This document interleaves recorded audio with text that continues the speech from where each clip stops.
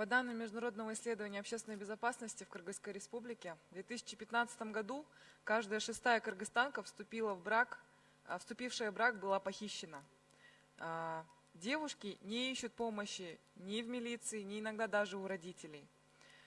19-летняя Бурулай, оказавшись в милиции после Аллагачу, оказалась убита. Кто в этом виноват? Кто за это ответит? Сегодня я хочу поднять вопрос ответственности как правоохранительных органов, так и ответственности мужчин перед женщинами. Если девушку украли, это позор для семьи, стерпится, слюбится. Если девушку изнасиловали, это значит, что она развратила этого мужчину сама. Если ее избили, то она напросилась сама. Бьет, значит, любит. Вот это те принципы, которыми руководствуются наши мужчины. Почему изнасилованная, украденная, избитая девушка должна жалеть этого насильника?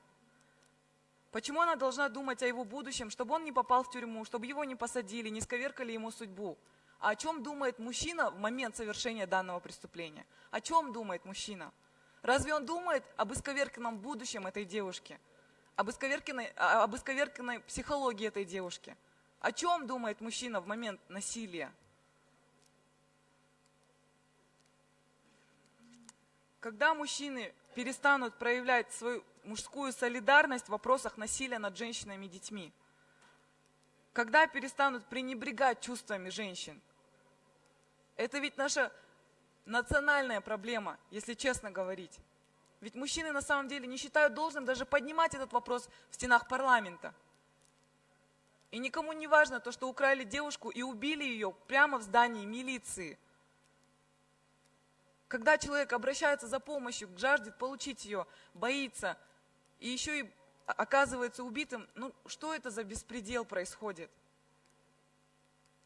О какой безопасности в принципе мы можем говорить?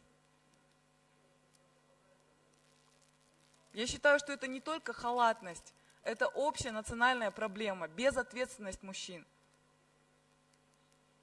Почему, когда обращаются родственники мужчины к родственникам женщины после изнасилования, избиения или убийства с просьбами о том, что нужно спасти сына, вытащить, не позволить ему сесть в тюрьму, женщины прощают.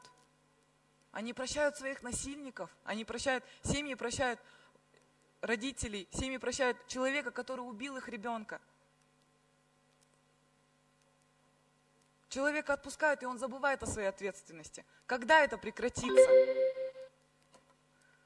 Рахмат. Рахмат.